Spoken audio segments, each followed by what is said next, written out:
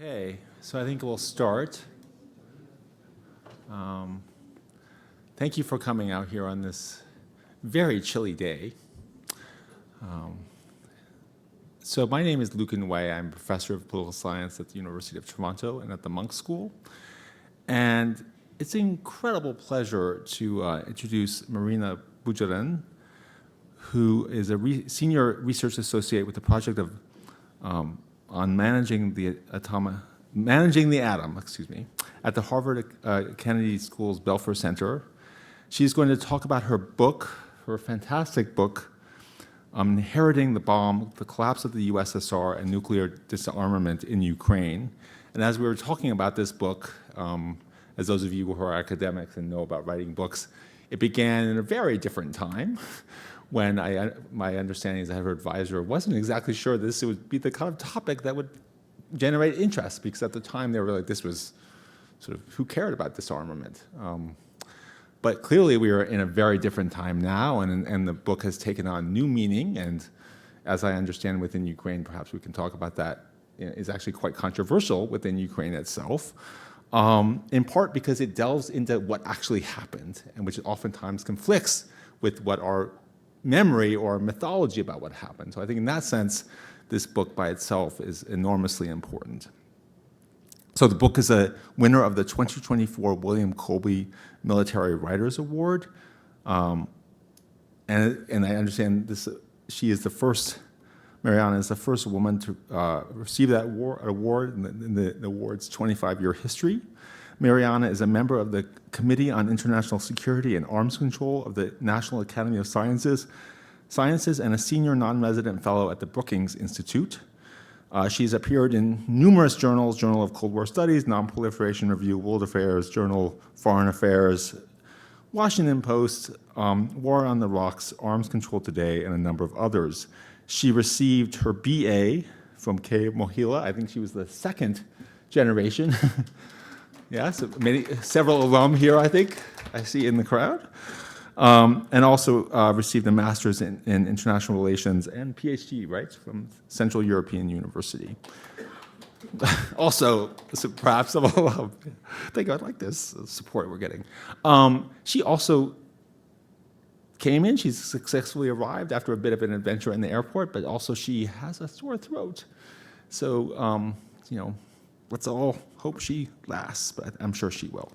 So without further ado, I'm going to ask Mariana to speak, and then we will open it up to questions, and there will be cards distributed, and then we'll do it that way. Okay, please.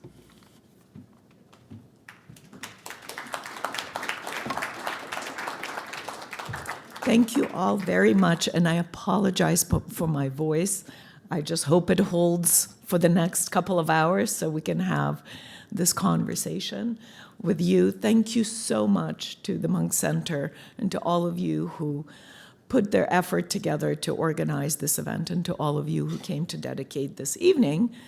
I'm sure there are other more fun things to do in Toronto, even on a Monday night, but here you are, and I really appreciate your attention. So the topic of my talk is a history of Ukraine's nuclear disarmament and why it matters. Now, this second part, why it matters, probably needs little explanation, right? There's a major war in Europe, industrial scale war, not seen since World War II. Things like refugee flows, things like mass attacks against a country's critical infrastructure, blackouts, electrical grid, attacks against electrical grid, and also war crimes. Appalling war crimes are no longer relegated to the history books of the 20th century. They're part of a living 21st century present, and they're happening in Ukraine. This is a photo from Izum after it was liberated. It's a town in the Kharkiv region in eastern Ukraine that spent 6 months under Russian occupation, and when it was liberated in September 2022 by the Ukrainian troops, mass graves were uncovered. Mass graves. I'll remind you that today is the 80th anniversary, I suppose, of the liberation of Auschwitz. We thought that things like genocides, mass graves, mass deportations were a thing of the past. There are not. A friend of mine took this picture. He was just a concerned citizen and a good photographer. He took off, went to Ukraine, and documented the plight of civilians in these recently deoccupied areas. So you see bodies exhumated. Some of the crosses don't even have names on them. They're marked by a number. And so when we ask a question of, all right, let's say with Ukrainian bravery and resilience and perseverance and Western solidarity and support behind it, let's say Ukraine prevails, whatever that might mean. Some would say Ukraine already prevailed. It survived as a sovereign state, right? It keeps going after 3 years of a major war against a much larger, much wealthier nuclear-armed state. Even if that is the case, the question becomes, well, what could have prevented it in the first place? The hundreds of thousands of people killed will not ever be brought back to life. Thousands of women raped will not be unraped. A generation of Ukrainian kids who are growing up in bomb shelters and amid explosions will not be untraumatized. So what could have prevented this destruction and disaster in the first place? And when we ask that question, the history of Ukraine's nuclear disarmament back in the early 1990s comes back to the fore, right? Many countries, well, not so many, 9 countries in the world, base their national security strategy on nuclear deterrence, with the presumption that a major threat of retaliation against a nuclear-armed adversary would prevent that adversary not only from launching a first nuclear strike, but also embarking on a large-scale conventional campaign, conventional war against that country. So that's worked into a national security strategy of these 9 nuclear possessors, but also that strategy of extended nuclear deterrence is also applied to, say, U.S. allies in Europe and elsewhere, right?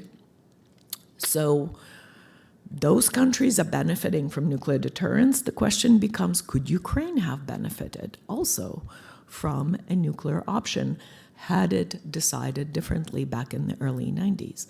And here you see the photo of President Yeltsin, President Clinton of the United States, and President of Ukraine, Leonid Kravchuk, signing the so-called Budapest Memorandum. Now the Budapest Memorandum has become quite a dirty word in Ukraine. In fact, the Ukrainian Postal Service recently issued a book of stamps with a very similar picture, not quite this one. I like this one because Yeltsin and Clinton seem to be bumping elbows for a job well done, right, in this case. But the Ukrainian Postal Service issued this book of stamps with a similar picture and a phrase, Budapest Memorandum is bull, ... T, right?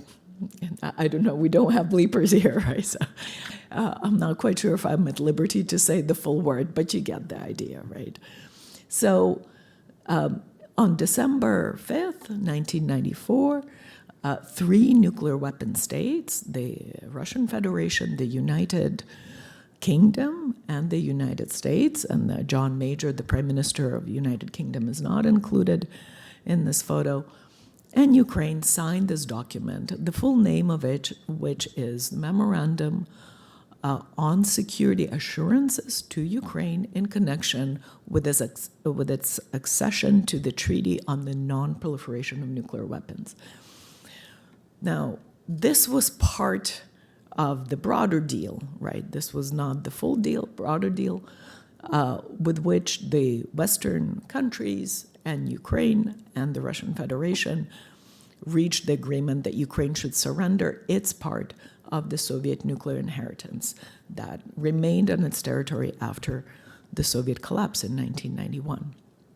Now, when I started researching this, like Lucan pointed out, in a different age, it was even before 2014, in addition to folks at my department being quite skeptical about the value of this research and the relevance of it, I encountered in the literature, but also in the public sphere, two main narratives, interpretations of these events.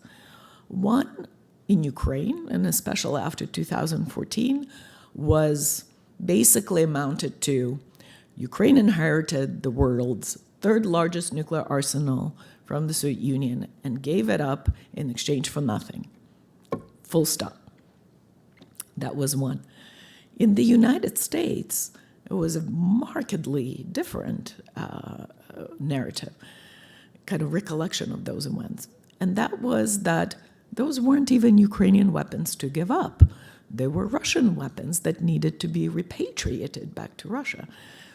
In the best case scenario, there were Soviet weapons, but in any case, Ukraine did not have command and control over these weapons. It could not have used them, per se, for deterrence purposes. And so, as we say in political science, the outcome was overdetermined. Ukraine didn't have any other choice but to give this up. And so, as someone who spent an embarrassingly long time researching and writing this book, I can, from my standpoint, attest that as so often in history, the truth is somewhere in the middle. It's more complicated, it's more nuanced than either one of these two narratives relate. So today I will share three takeaways from this research and this book. I will not take you through the chronology of events, of course, but perhaps the three takeaways that might be most relevant for us today as we're looking back and trying to make sense of these events and their meaning today. Takeaway one is that Ukraine did have agency in the process, and it did have options. So no, Ukraine did not have command and control over the strategic component of its nuclear inheritance. But beyond the actual weaponry, Ukraine was a very important part of the Soviet military-industrial complex and of the Soviet bomb project. There were scientists, there were research institutions, there were, most importantly, aircraft and missile production, right? You can develop the bomb, right? If you don't have the means to deliver it reliably to targets, it's nothing but a target on your own territory. So nuclear deterrence is as much about launch vehicles or delivery vehicles as it is about these nuclear warheads that arm them. Ukraine had a large civilian nuclear industry as well. So there were quite a few pieces of the puzzle. So no, Ukraine did not inherit a nuclear deterrent from the Soviet Union. It inherited a shard, a chunk of this enormous nuclear complex that was developed by a different country, the Soviet Union, for the strategic purposes of that country, not for these new strategic purposes of Ukraine. But what Ukraine did have is what I like to call a very generous proliferator starter package, right? It had a few pieces of the puzzle. It lacked a bunch that it would have had to invest in and build up. But it had quite a bit. So when Western powers were concerned about proliferation, they had good cause to be so, right? Another thing that Ukraine had that no other potential proliferator in history did, is this claim to be a legal successor state to a recognized nuclear weapon state under the NPT. Now, the NPT is this very large, comprehensive treaty signed in 1967 and that came to force in 1970 that recognized at the time those nuclear possessors that already had nuclear weapons developed, right? And there were 5 of those.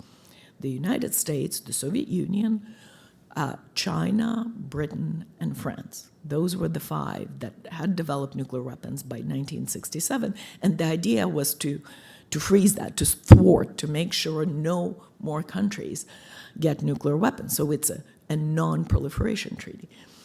Under that treaty, these states, these 5 states, are constrained in some way. They make a pledge to stop arms racing and to conduct arms control negotiations until, they eliminate these arsenals.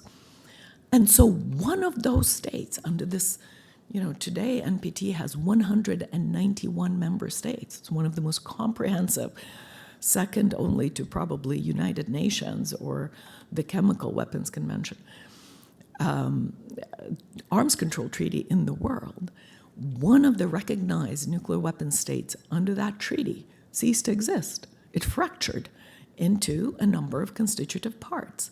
And the question became, well, who should succeed the Soviet Union in relation to this treaty, but also to a host of other arms control treaties, right? So this was a very interesting moment in international political, but also legal architecture. Now, in the West, it was, and generally in the world, it was taken as a given that, of course, it should be Russia that should succeed the Soviet Union in relation to the UN, to the seat at the UN. Thank you so much. As a member of the permanent member of the UN Security Council, and also to this treaty, right? Partly it was because there's a constant conflation, has been and actually remains, between the Soviet Union and Russia. You hear and you read some of the experts and scholars that should have known better, but they use these terms interchangeably. Soviet Union, Soviet Russia, Russia. And so when the Soviet Union fell apart, it was as if sort of this earth opened up and out came these Kazakhs and Azerbaijan Azeris and Georgians and these Ukrainians. And like, who are they? They're not Russian. What do we do with them, right? There was kind of a moment of confusion, right? Those of you who remember that time will attest to that. And in international legal terms, that also became an issue. Who should succeed the Soviet Union in respect to some of these major treaties? Now, the general consensus was, of course, that Russia would succeed the Soviet Union to this particular treaty. But Ukraine posited this claim that whatever the case with this treaty, Ukraine's claim to its nuclear inheritance is also legitimate. It was not a proliferator that was pursuing nuclear weapons in breach of some international obligations, covertly evading the IAEA inspectors and such. It was part and parcel of this project. It had scientists who worked on this, on the bomb project. In fact, after publishing a book, I met this gentleman who's Ukrainian, worked in Moscow during the Soviet Union. In 1992, moved back to Kiev. And this particular gentleman was the head of the archival department at the Soviet Ministry for Medium Machine Building. And those of you who know, the Ministry for Medium Machine Building is the cryptic name for Ministry of All Things Nuclear, military and civilian. That was the ministry that was in charge of the entire nuclear fuel cycle, of the production of nuclear weapons, their testing, and so forth. So this guy was the head of the archival department that stored, presumably, testing data, warhead design, right?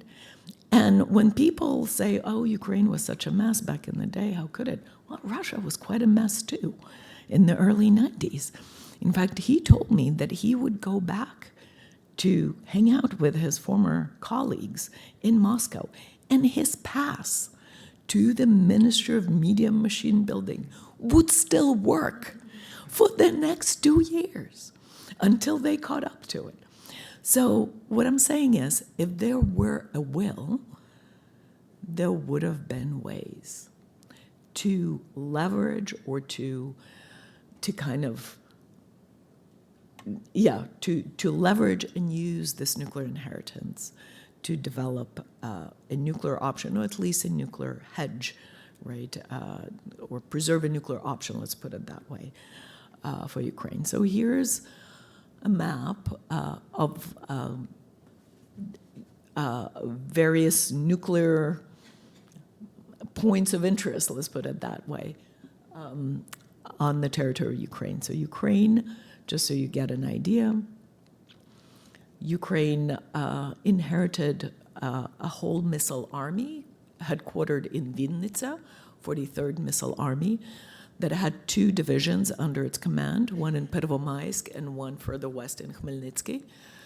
The one in Pervomaisk had 46 SS-24 intercontinental ballistic missiles under its command. Those were produced in Dnipropetrovsk, now Dnipro, at the Pivdenne machine building plant. They were designed and built there. Now, in Kharkiv, Khartron developed guidance and targeting systems for a different kind of missile, for SS-19. There was indigenous uranium milling and mining, which is the first stage in the fuel process. Of course, Ukraine lacked conversion, enrichment, fuel fabrication facilities, so that would have still been quite an investment. But the pits, the actual nuclear material contained in the warheads, plutonium and highly enriched uranium, once that stuff is forged, lasts forever, right? So the idea was, how do you would have dismantled the warheads that exist in Ukraine in a safe way, and perhaps recycled and reused that nuclear material for a different weapon going forward, right? There were 2 strategic aviation, long-range bomber divisions in Priluke and in Uzin, where Tu-95 MS bombers and Tu-160s were deployed. Incidentally, that's the same aircraft that Russia uses today to launch cruise missiles at Ukraine. It flies them out of Anhels base in the Russian territory over the Caspian and launches cruise missiles at Ukraine. So that was the aircraft, right? And there were storage facilities, nuclear warhead storage facilities. So Bulevina, Dvirna, and one Makariev up near Kyiv, and one servicing the Black Sea Fleet in Crimea. Now, why Ukraine, having all this, made a decision to disarm? Well, there were actually a bunch of factors that weighed both in favor of disarmament, but also in favor of keeping some kind of nuclear option alive. Certainly in favor of a nuclear option were security concerns that emerged very quickly after the Soviet dissolution.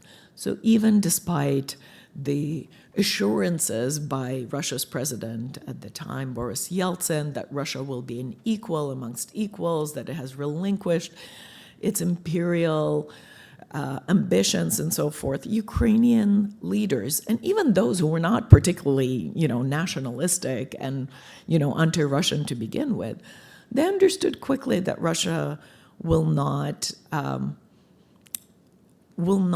easily surrender its old habits, right? The division of the Black Sea Fleet, the status of Crimea, but also the status of the strategic missile forces themselves became an issue of contention. And Russia did not shy from pulling its weight, right? Even though Russia was in a pretty dire straits back in the 90s, it was the major supplier of all of Ukrainian, basically, energy supplies, gas, oil, and nuclear fuel, incidentally, for Ukrainian civilian nuclear industry, right? So it did not shy from using these levers in dealings with Ukraine. Another factor was the kind of concern status that I mentioned already. You know, Ukraine was kind of a new kid on the block and in the international community, and it had to jump up and down. Just the words Anne Applebaum, who was reporting, I think, for Financial Times back in the day, used in one of her reports just to get noticed. But it was like a major country, 52 million people, a big chunk of the former Soviet Union. And sort of nobody was willing to really give it the equal treatment as a successor state to the Soviet Union. It was all about Russia, this Russia first policy. So Ukraine, through these negotiations on the nuclear issue, was trying to stake its sovereignty and statehood and get this recognition. Ukrainians also quickly realized that nuclear weapons were really, really important to the Americans. So these capitals that would have been entirely off the radar for decision makers in Washington, Minsk and Almaty and Kiev possibly, became destinations for these really high-level delegations that started rolling in. And the first thing these delegations asked was, what are you going to do about nuclear weapons? So for countries that were facing monumental challenges of post-Soviet transition, economic, social, and so forth, they had to grapple with these challenges. The first thing Americans wanted to know was about nuclear weapons. So inadvertently, that elevated the value of this inheritance in Ukrainians' eyes. And they thought, well, if this stuff is so important for Americans, maybe it should be so important to us. We could, possibly leverage it somehow in keeping U.S. attention on our woes, on our problems. And they were not wrong. After the denuclearization, after nuclear disarmament, the attention shifted away, or it was inconsistent, right? Yeah, there were these periods of Ukraine fatigue and all of that. And also Ukraine developed its own industrial lobby. There were missileers, 30,000 people serving in the missile forces, but also, a very large, huge missile factory in Dnipro. At the time of Soviet, it was one of the three major missile factories in the Soviet Union that produced the heaviest and sort of the latest, the most modern ICBMs, intercontinental ballistic missiles, in the Soviet arsenal. At the time of Soviet dissolution, in 1991, about 70% of strategic missile warheads, land-based, so not air-based or sea-based, land-based missiles were deployed on Ukrainian-made missiles, 70%. Think about that. So losing Ukraine for Russia was a huge hit for its nuclear deterrent, right? And in the Soviet arsenal, it was the missile force that was the main bulk of nuclear deterrent, right? And the missileers and the missile manufacturers were quick to stake out their interests and tried to lobby the government. They didn't have much interest in the actual nuclear part of it, but they did put forward a proposal to keep a conventionally armed ICBM force. For a variety of reasons, that didn't happen. But one thing that we forget today is that there were also a lot of factors weighing in favor of disarmament as well. In July 16th, 1990, Ukraine's new parliament, the first multi-party parliament elected in March 1990, passes the Declaration of State Sovereignty. It was a foundational act of Ukrainian statehood that kind of spelled out this vision for new independent Ukraine. And in it, the parliament unilaterally, without any pressure from the West or from Russia, from anywhere else, includes a clause that says Ukraine in the future wants to be a neutral and nuclear-free country. Why? Why this unilateral renunciation right up front? Well, one reason is Chernobyl.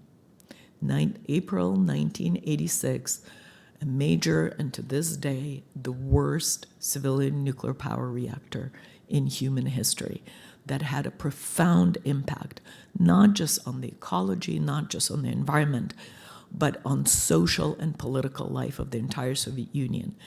Even Mikhail Gorbachev, the president of the Soviet Union, attested that Chernobyl was one of the major factors that contributed to the Soviet collapse, right? This disillusionment in this, much touted Soviet technology that turned out to be faulty.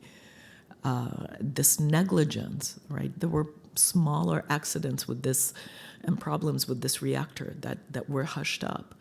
And also the negligence in dealing with the aftermath of the accident. So everything anti-nuclear was also anti-establishment, right? So this was one of the reasons for this renunciation. Another reason was, think about what it was like for Ukraine to declare in 1990 that it was going to be a neutral state. Right now, we think of neutrality for Ukraine as a dirty word, right? Finlandization, neutrality. It's not a good thing. Alliance with the West is a better thing. But at the time, when Ukraine is a constitutive part of a nuclear superpower, where after the collapse of the Warsaw Pact, a lot of these armaments and troops are pulled back, and Ukraine becomes the forepost of this military might facing the NATO, facing the West. To say that suddenly Ukraine is going to be militarily neutral was revolutionary. And Ukrainian leaders at the time, especially those coming from national kind of democratic camps like Kruh, imagined that it would be impossible for Ukraine to gain full independence while these military tethers, these chains of command and control, still tied it to Moscow, because that whole military organization was very, very highly centralized, right? The Republican leaders didn't even know half of what was deployed on Ukrainian territory. It took them a while to actually get the numbers after the Soviet Union fell apart. So their idea was, we have to cut these military ties, and only then can Ukraine be independent. Now, history had a different plan. It charged along without any regard for these military ball and chains, a coup and the rapid disintegration of the Soviet Union. So basically, the body politic falls apart, fractures, but this military organization is kind of this carcass that is left standing. And then the issue shifted, right? Then Ukrainians took a more nuanced take or approach towards their nuclear inheritance. Now, to build up, to really in earnest consider keeping some part of this nuclear inheritance would have required investment, right? Would have required money. And all of those who know something about what Ukraine was in the early 90s understand that that was a tall order for Ukrainian economy at the time. Not only directly dedicated costs, right? So you could probably maintain some holding pattern, right, without upfront investment, but also in terms of Western structural funds and assistance that Ukraine badly needed, from World Bank, from IMF, in which the United States played the outsized role, right? So those were parts of considerations. U.S. and Russia held a common front, right? So here you are, you're a 3-year-old country, new kid on the block, and you sit across two nuclear superpowers in negotiations, right? And one of them thinks you're not owed anything because it's not your weapons to give up in the first place. So to counter this take that Ukrainians actually caved in or kind of even betrayed or were naive or ineffectual, it was actually quite an achievement of this young Ukrainian diplomacy to even get a deal under the circumstances.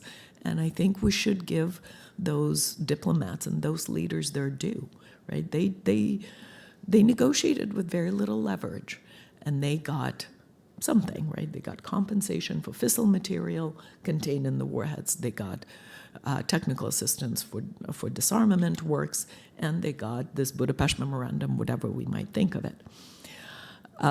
Above all, and I can talk about kind of the lack of deterrence thinking maybe in the Q&A, but above all, it wasn't just the things that Ukraine wanted to avoid or things specifically it wanted to get, like Western assistance. It was also about the country Ukraine wanted to become, right? It did not want to join the international community as a pariah state, as someone, playing with this nuclear card that was going against the whole zeitgeist of the times, right? The Cold War was over. This whole nuclear superpower standoff was over. We were at the end of history, remember? Like, nuclear weapons were so passé. Who would want to keep them, right? South Africa disarmed and joined the NPT in 1991 unilaterally as part of the change of the regime, right? India and Pakistan would not declare their nuclear status until 1998, right? So there was, U.S. and the Soviet Union signed all of these arms control treaties that were slashing superpower nuclear arsenals by half, right? So there was this spirit of the times, and for Ukraine to go against that was going to be a very tough call.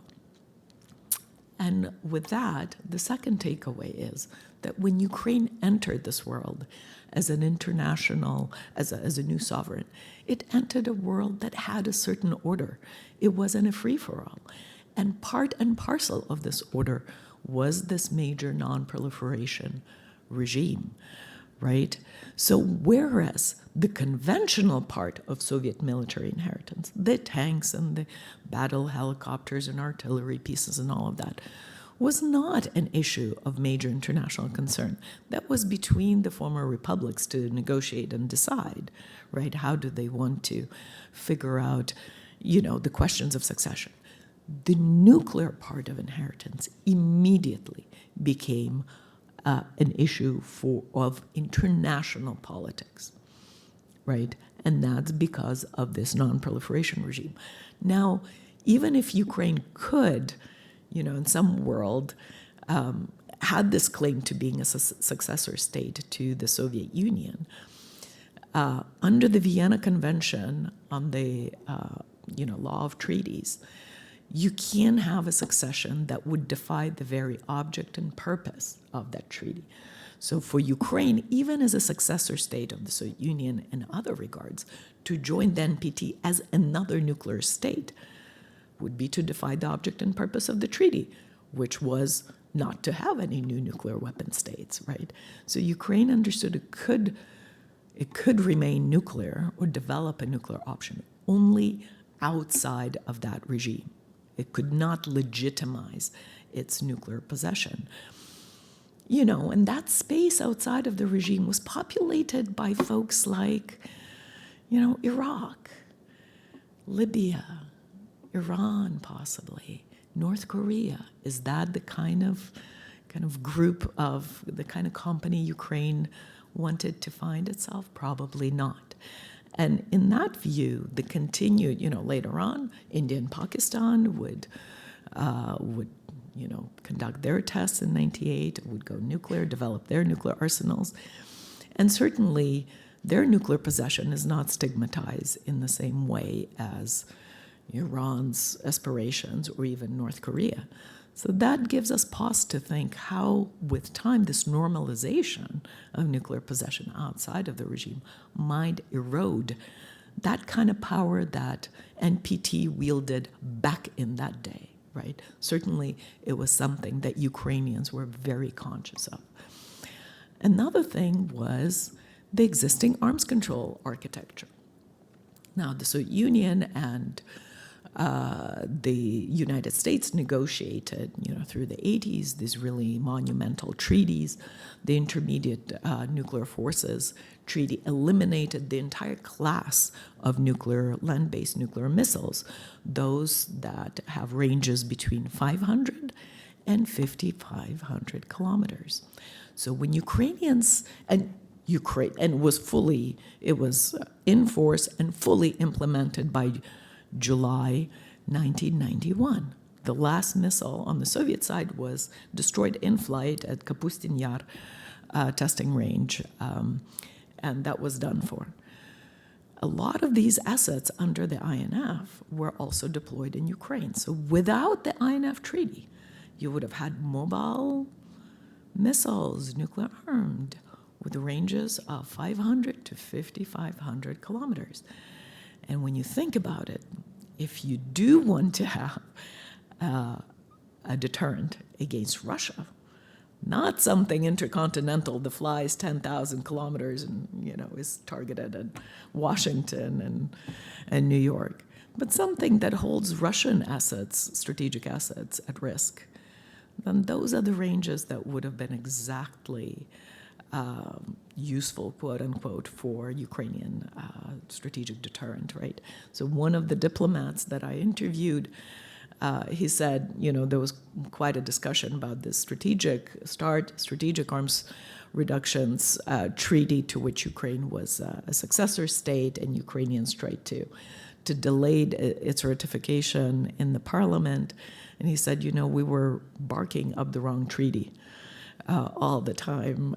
It was really the INF that constrained Ukraine quite a bit, right? So there's your kind of arms control thing.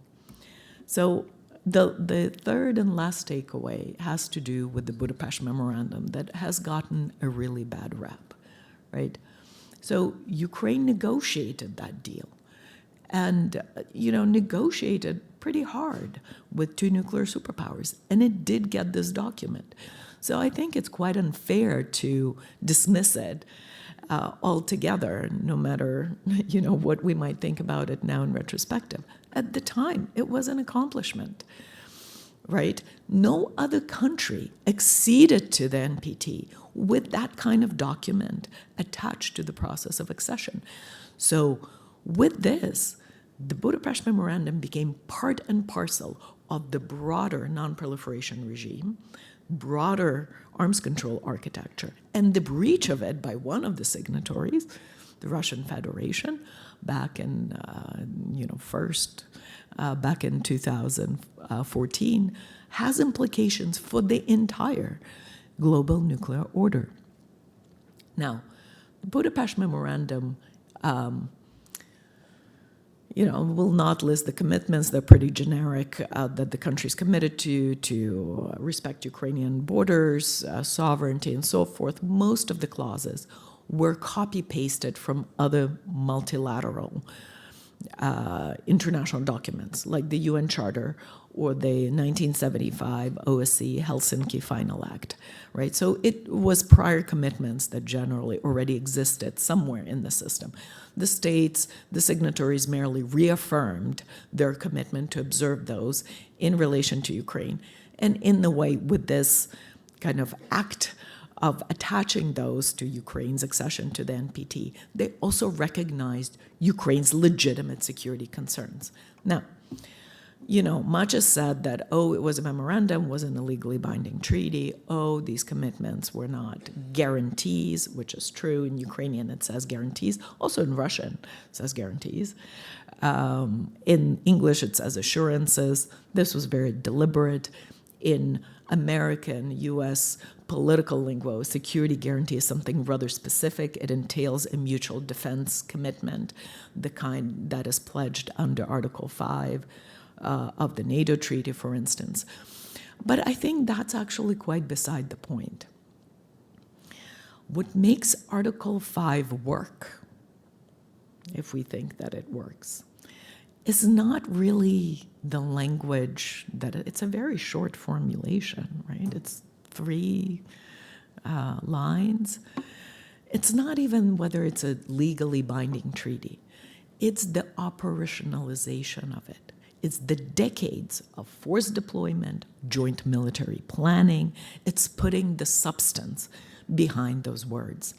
And that is something that was not done with the Budapest Memorandum. It could have been a framework for security and defense engagements with the signatories. But for various reasons, Ukrainians, after the signature of it, sort of shelved it until 2014, when, clearly it was breached, and then they pulled it out from the shelf and said, hey, we have something that says guarantees on it, at least in Ukrainian. And at that point, the Western signatories chose to make very little of the document. So my point is, these kinds of deals are really what you make of it, especially in the international arena, where there isn't enforcement, where there isn't kind of a supranational adjudication of these deals. So the homework on the Budapest Memorandum was not done. And certainly in, whether in the language or in any mechanisms that were part of it, there wasn't anything to deter, to prevent it from being violated. And, there was a consultation mechanism which Ukraine evoked in March 2014, and the parties met for consultations in Paris, and Russian Foreign Minister Sergei Lavrov, despite being in Paris at the time, kind of just snubbed the meeting and didn't show up. And so there was a statement saying, oh, this is really, really bad, and we're deeply concerned, and so forth. So with that, let me talk a little bit about what it means today. What does this history, what kind of implications it has? And the implications it has, my argument is, go beyond Ukraine's national security, right? Go beyond the kind of the lack of deterrence provided by this memorandum, or any kind of costs imposed by this nuclear deal for the future, and the ease with which Russia could breach its commitments. They speak to the value of nuclear possession and value of nuclear weapons as tools of international politics. And I will spare you a very busy slide, and I'll go to this. So when we say global nuclear order, it's kind of a nebulous formulation. What does it really mean? One of the ways to understand it, to envision it, as two interlocking systems. A system of nuclear deterrence that includes all the nuclear possessors and relationships of nuclear deterrence between them, the force postures, right, all of the economies and the military-industrial complexes that go into delivering these, right, the strategies, the doctrines, and all of that. And the system of restraint, right, the system in which all other states, other than these nuclear possessors, relinquish their right to develop nuclear weapons. It is an essentially discriminatory and unequal system. So it is certainly no surprise that the nuclear have-nots have constantly mounted their disgruntlement, right, and said, wait a minute. So if there's like a full-out nuclear war, we're going to be in the crossfire, we're going to suffer for it with the nuclear winter and whatnot, and we have no say, nor can we prevent this from happening by having, access to our own nuclear deterrent, right? So none of these tensions are really new. They're built into this system, right? But the war in Ukraine, in my reading, actually gave a boost to the system of nuclear deterrence, because this major war in Europe erupted in a place that was not protected by nuclear deterrence, neither a deterrent of its own, nor one extended by an ally, right? It was a security vacuum. And what do we know about vacuums? That power pours a vacuum. Something's going to erupt exactly in that space. And the U.S. decision-making, certainly the Biden administration, even though they steadfastly supported Ukraine, the fact that Russia is a nuclear power did matter. It affected the timing of and the kinds of systems that were released to Ukraine. With every new system, oh, it's tanks. Oh, are those escalatory? Oh, it's F-16s. Or it's long-range fires and striking targets on the Russian territory. Will that escalate to nuclear war? And those are legitimate concerns. This is how nuclear deterrence works. It makes you think whether you're gonna, you risk escalating to nuclear level. Equally, Russia has not dared to strike targets, say in Poland. There are arms depots right on the border that are, all these Western weapons en route to Ukraine. Under rules of law, those are legitimate military targets. Russia has not dared to strike Poland because, for whatever reasons, but we can assume that the fact that NATO is a nuclear alliance has something to do with it, right? What does it do then for understanding the role of nuclear weapons in the world? We already see some of U.S. allies like South Korea and Japan clamoring for greater reassurance, Poland as well, those who are on the front lines. Under current U.S. politics, will that greater reassurance be forthcoming? Your guess is as good as mine. I'm not optimistic. So, South Korea is a rather well-advanced nuclear country.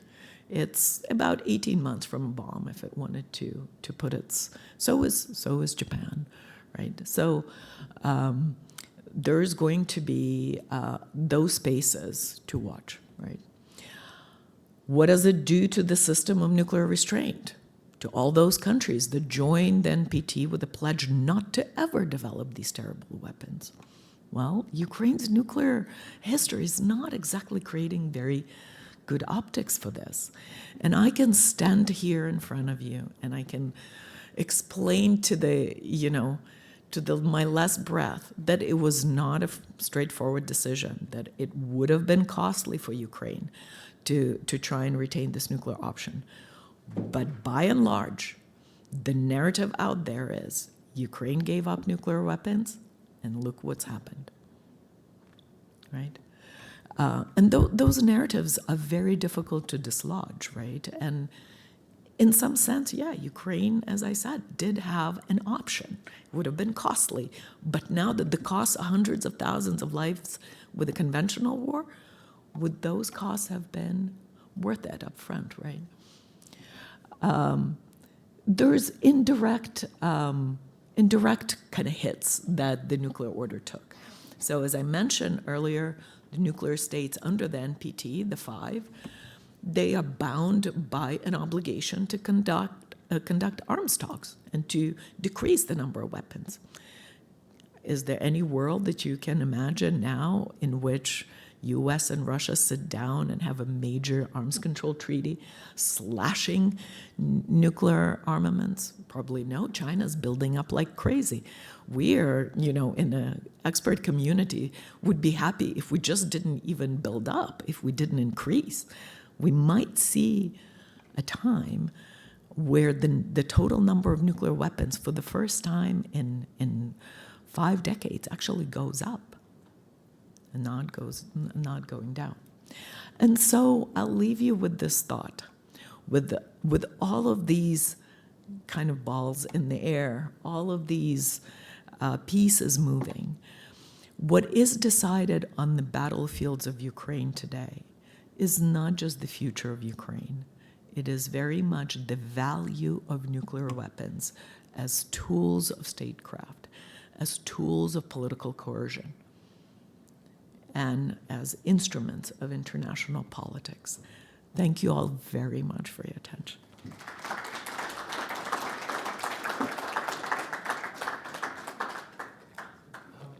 Am I allowed to sit down to take questions? Yes, you're allowed. Okay. No. Thank you very much. That was amazing talk, very important. So there have been cards distributed. I hope there are questions. I am going to start with a couple of my own. The first is, my understanding from your talk is that really, just to put it in cartoon terms, what happened had to happen. That was the only plausible outcome. I mean, is there any other counterfactual, on the proviso that Ukraine did not know it would, be the subject of full-scale invasion? Because I imagine if it did know, then the options are kind of limitless. That becomes very different. But assuming it did not know that it would be the subject of, either the invasion in 2014, 2022, is there any kind of other counterfactual that you could imagine that would have been different from what happened? Or is it pretty much kind of, in social science terms, overdetermined? So that's a question I always get, and it's not an easy one to answer. One thing that we know for sure is that if Ukraine decided differently back then on the nuclear question, it wouldn't be the same country as it is today plus nuclear weapons. Its very path of development would have been different. Now, I think there's a lot of attention paid to the actual nuclear weapons, right? I think where Ukraine could have played it differently is maintaining nuclear latency and a nuclear hedge, so-called. So some capacity to develop this in the future. At the time, it didn't have the money to do so, but it did have the claim towards this kind of quasi-legitimate nuclear status. So one option would have been to stay out of the NPT, to give away the weapons, transfer those warheads out, but stay out of NPT and keep, and again, that would have been strategy not so much for the adversaries as for potential allies, right, where you could have had that kind of eyes glued to you and you could constantly, well, not constantly, but you could leverage that potential to develop nuclear weapons outside of the NPT. That would have become easier after 98 when India and Pakistan would have gone nuclear, right? So there would have been initial backlash for sure. But, India and Pakistan were on the way. There were some sanctions, but then with India later on, and was it 2005 or 6 under the Bush W administration, there was a civilian nuclear cooperation deal signed with India, so kind of legitimizing in a way its nuclear possession. Another thing that Ukraine could have done differently besides that is to develop its own missile system, short-range ballistic missile systems, use that potential, right? So had already ready-to-go delivery systems on the ground, and certainly Pivdenmash was fully equipped to do that.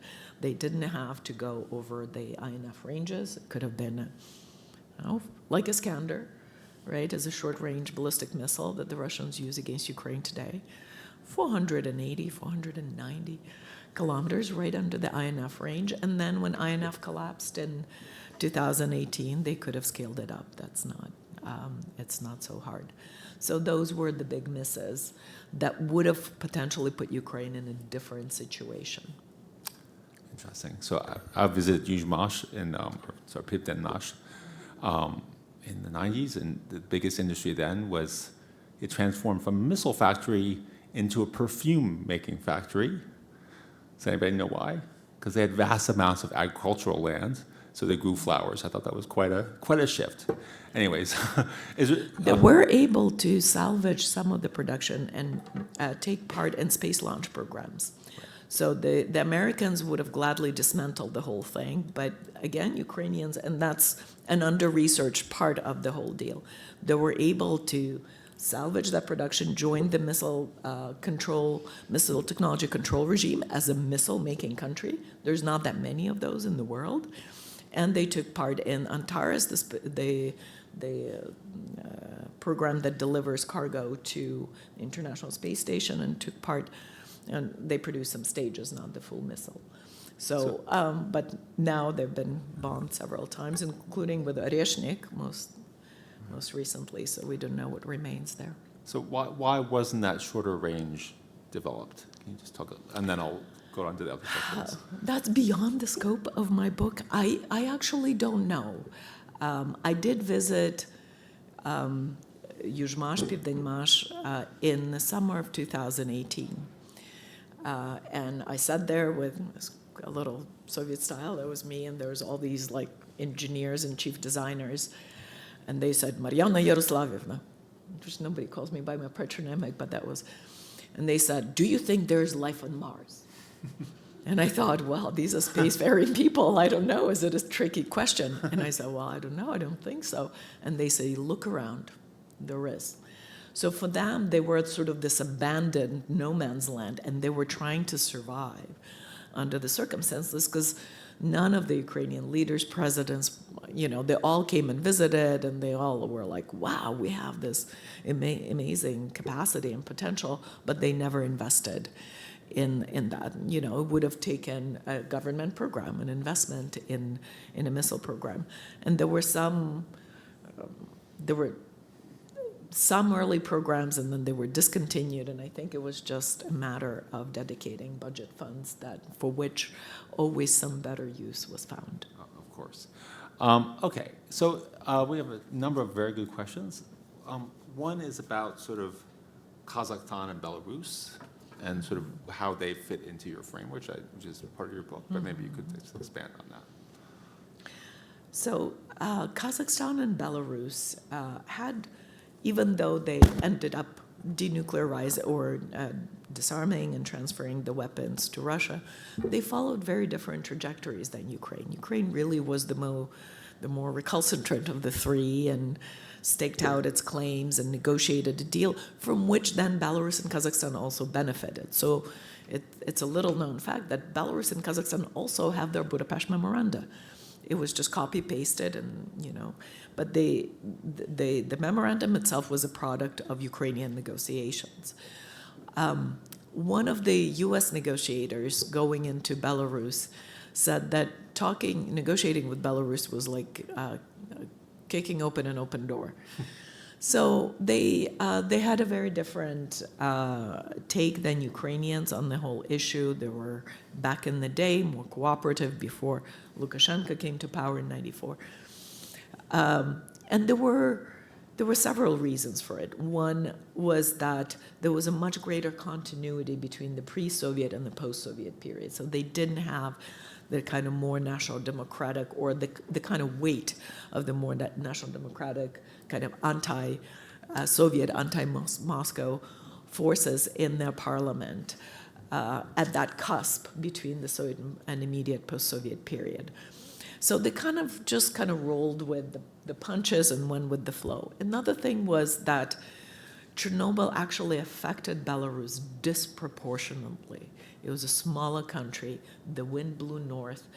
As a portion of their arable land, of the population that got affected, Belarus actually suffered more than Ukraine, ironically, even though the plant was not on their territory.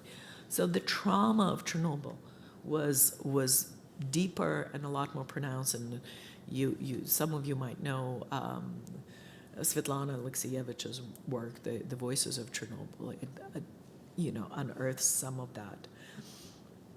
And of course, it was much more willing to cooperate with Russia, not only because there was kind of more of a kindred relationship there, but also because Belarus was a very heavily militarized republic of the Soviet Union. Like the percentage of military personnel as part of the population was something like 1 in 10, was something really crazy.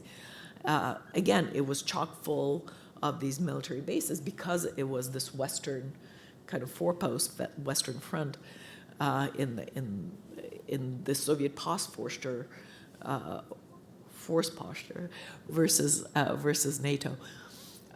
So that was a big burden. All of that cost money. So they very quickly realized they had to get Russian help with that. Kazakhstan was a somewhat different case. They did have a period of contestation early on, the first half of 1992, where President Nazarbayev, that ended up being a very long-serving president of Kazakhstan, kind of tried to leverage that inheritance and also argue that by the terms of the NPT, because nuclear weapons were tested on Kazakh territory, the first Soviet bomb was tested at Semipalatinsk testing range, the so-called polygon. it exploded a nuclear device before 1967. That's the definition of a nuclear weapon state under the NPT. So they tried to kind of field that argument. In the end, it was unsuccessful for the same reasons that with Ukraine. But, he did play a smart game because he saw the U.S. economic interest with the development of the oil fields in the Caspian rolling in. He wanted that money to come in, the Tengiz, oil field. I think it was Chevron who was interested in that. It was a huge deal. I think at the time, 40 billion, probably ended up more. So he didn't want to compromise that and played ball. But he's a very shrewd man, very good politician. He was very attentive to what Ukrainians did, right? So he was very happy to have Ukrainians be the bad guy, sort of the problem child of the whole thing. But he certainly took every advantage of whatever Ukraine ended up negotiating. Now, Kazakhstan had, supplied 50% of Soviet uranium. It was far more advanced in the fuel cycle capabilities than Ukraine was. At one point, there were uncovered 600 kilograms of highly enriched uranium somewhere in Ust-Kamenogorsk at the Olba plant that the Russians have somehow forgotten there. And there was this amazing story of Operation Sapphire where, Americans lifted this highly enriched uranium and brought it to Oak Ridge, Tennessee. I mean, it sounds like stuff from the James Bond movies.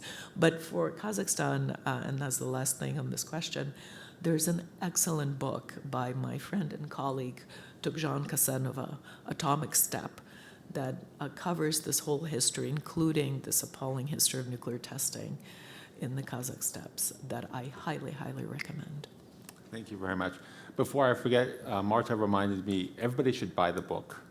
When you leave, don't leave yet. Don't you leave yet. We have some more, but just when you leave, buy the book. I'll be happy to sign. and she's going to sign it. My God. Okay, so just a couple of last really important questions. The first has to do with the role that nuclear blackmail has played in the current war, and I think many of us in this room have been very frustrated, about the ways in which it's been the kind of nuclear threat has been used to sort of as an excuse for not arming Ukraine. And one line of thinking, which I have to admit I've shared, is that the threat of nuclear war is exaggerated, that if it occurs, it will occur in Ukraine, and that Russia it's possible that Russia would use it, but very unlikely given what I understand to be the lack of sort of military utility of nuclear weapons. People who know a lot more than I do say that, but also the sort of potential blowback from places like China and India. So do you think I'm being utterly naive in my underestimation of the possibility of World War III? Or do you think basically that we should really worry about nuclear, That's a tough question because here we're into a guessing game, right? We don't actually know the real risks of a nuclear war.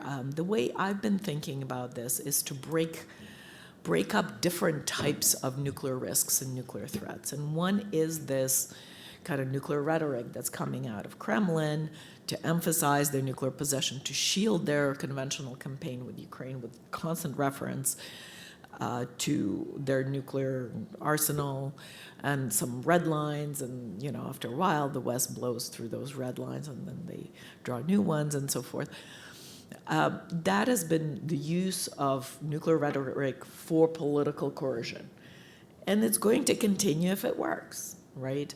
Now, the risk of that is the story of a boy who cried wolf, that at some point we might be at the point, pushing against a real red line, but we won't know it because Russia has sort of muddled that territory so much with these ubiquitous nuclear threats.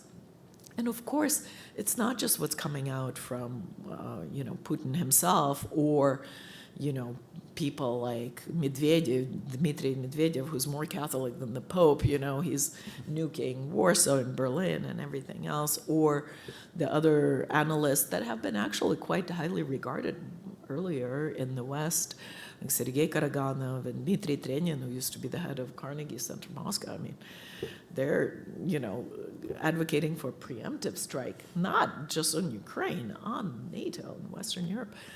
So, the popular narrative as well, like every talk show is remiss not to have somebody who's threatening to nuke the West. So it's seeping into the popular culture, and it's eroding what we call the nuclear taboo, the understanding of nuclear weapons as abhorrent weapons that are, in the best case scenario, something of last resort. Here it's really the nuclear threshold is being lowered. So that carries a host of risks itself. Now we know that in the fall of 2022, Russia actually considered a use of nuclear weapon in Ukraine in response to Ukrainian successful counteroffensive. So these concerns about the possibility of Russia using a nuclear weapon are not idle, they're real. But I think that incident gives us an understanding not only of conditions under which Russia might resort to nuclear use, but what actually worked to prevent it, and what did work to prevent it. We don't know fully, but some combination of a stance by the United States to say, if you go there, your military targets on Ukrainian territory will be hit. I mean, again, we don't know fully what has been communicated, but this is kind of generally understood that was the thing. So it was, in a way, extending, as it were, conventional deterrence for this particular set of circumstances to Ukraine. And, as you mentioned, Lucan, China and India kind of backing that up and saying, okay, that would be very difficult for us to swallow. And again, as you say, the military utility, the battlefield use is really quite dubious. Like, what are the targets, right? Ukraine does not have these massive fortifications that you need to blast through in the battlefield. The battlefield itself, the forces are in close proximities. It would affect the theater as much for the Russian troops as it would for Ukrainians. Now, I have argued very controversially, and I got a ton of pushback, which is, I suppose, good, but to get us thinking. I have argued that actually a more likely scenario for Russia to use a nuclear weapon in Ukraine was when it's winning, not when it's losing. But winning in a major way, right? Like, it has a potential. Russia winning or Ukraine winning, sorry? Russia winning. If you think about it, if Ukrainian lines collapse, Ukrainians are in retreat, but if Ukrainian lines collapse entirely, and Kyiv is in sight for the Russians, if not yet in hand, but it would still take troops, it would take time, right, together. Russia could resort to, say, a blast over a secondary Ukrainian city and say Kyiv is next in 3 days if you do not surrender unconditionally. And if that sounds familiar, that's because that has happened before. In August 1945. U.S. was not on its back legs. U.S. was on the march, but it was going to be very costly to finish the business. Whatever combination of factors, invasion of home islands, and whatever. But, would the deterrent threat, would the threat of Western retaliation be credible if Ukraine is a lost cause? If Ukrainians are in retreat, would U.S. get involved? Well, especially not under these circumstances, but would anyone get involved if, in the direct conventional war with the nuclear power with Russia, if Ukraine is losing big time? Probably not. And so, even though it might seem quite unlikely, if you think about it, the combination of cost and benefits would certainly make a big impression in European capitals. just as American bombings did on the Soviet Union back in the day. So, that's kind of second category of these risks. I don't think we can afford to discount risk of nuclear escalation wholesale. But what we haven't focused enough is there are tools to manage it. There are tools to deter it. U.S. and U.K.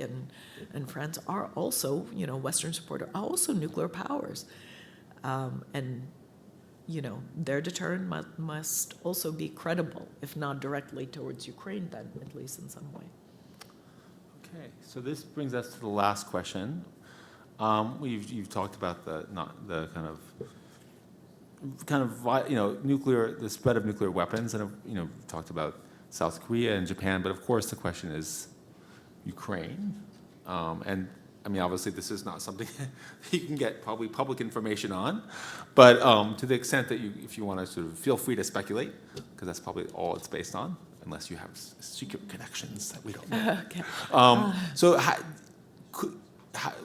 from a scale of 1 to 10, with 10 being, Ukraine having the capacity to build a bomb in the next 18 months, and 1 being not even imaginable, where are we? Okay, so I'm not going to do 1 to 10 because, okay, my starting point is that nuclear weapons are a technology of 1940s. Yes, it's a complicated piece of business, but it's no longer prohibitive in some, sense. And North Korea developed nuclear weapons. Pakistan developed nuclear. So countries that are not, used to be that understood that it's a prerogative of only, very well-developed industrial countries. It's a matter of costs that you're willing to bear, right? And how badly you want it, how badly you want to pursue it. So all of the countries started building nuclear weapons from scratch, from zero. And yes, Ukraine still retains some, capacity in nuclear physics, again, delivery vehicles, a launch system, manufacturing. But, given the fact that there's tons of spent nuclear fuel from civilian nuclear reactors, there's bits and pieces Ukraine could leverage and work with.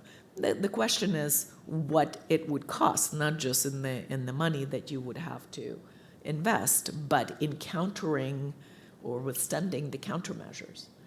Certainly, we can assume that Western states would stop their support for Ukraine, right?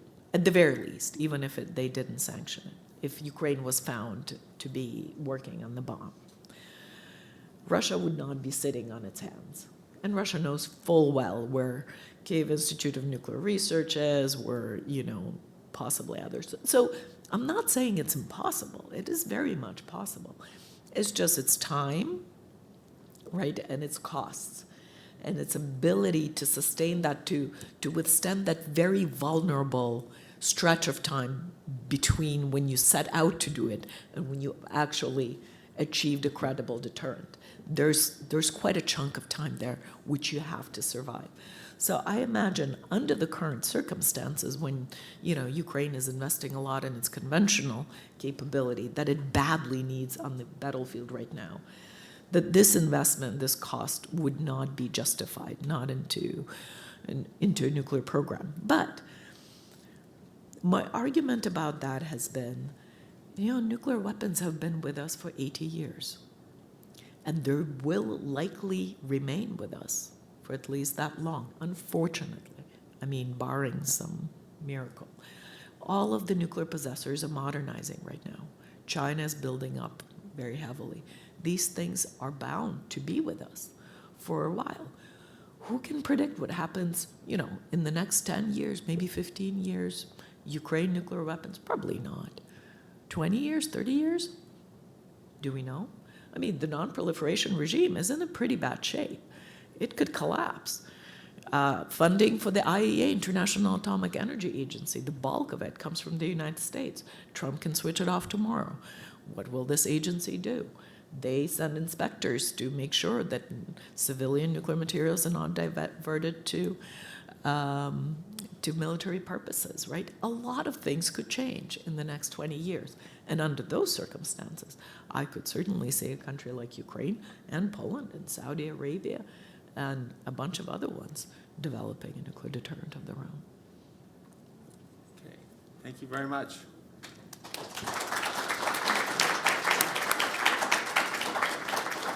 And buy the book.